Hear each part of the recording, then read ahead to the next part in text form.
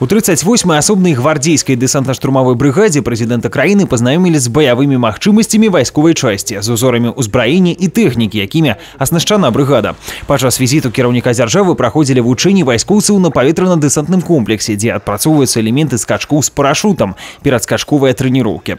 Тут адначасова могуць займацца да 300 ваеннаслужачых. Пазнаёміўся Александр Лукашенко і з умовамі і бытам вайскоўцаў. Кіраўнік дзяржавы пабываў у спартыўнай зале, дзе быў зроблены капітальны рамонт і створаны ўмовы для правядзення заняткаў па фізічнай культуры.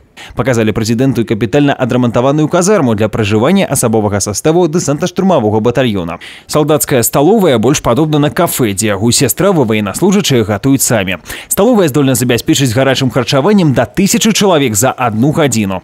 Пасля знаёмства з умовамі жыцця і службы вайскоўцаў кіраўнік дзяржавы сустрэўся з воінскім калектывам брыгады. Гаварылі аб эфектыўнасці створанай сістэмы забеспячэння нацыянальнай бяспекі, аб далейшым павышэнні прэстыжу вайсковай службы. Мы принимаем меры по дальнейшему повышению престижа военной службы. И в этом будем делать все. Все, начиная от тех ребят, которые отслужили, мы им уже даем большие преимущества и льготы. Они должны иметь возможность закончить вуз, чтобы человек, отслуживший в армии, солдат, придя через 1,5-2 года, чтобы он не сказал, что он потерял эти годы в своей жизни. Потому что те, кто остались, они имели возможность обучаться, они имели учиться, получать образование. А он выходит через 2 года, он даже забыл, что в школе было. Так не будет. Солдат и офицер, если он захочет, отдает армии и родине что-то, он должен иметь возможность стать и быть вровень с теми, кто сегодня косит от этой армии.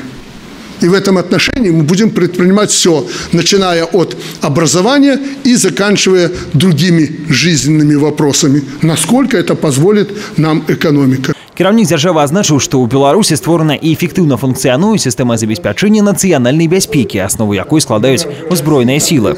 Армія аснашчаецца сучаснымі ўзбраеннямі, у войскі паступаюць новыя узоры баявой тэхнікі. Галоўнай задачай арміі, як азначыў прэзідэнт краіны, з'яўляецца абарона айчыны, падтрымка стабільнасці і згоды ў грамадстве.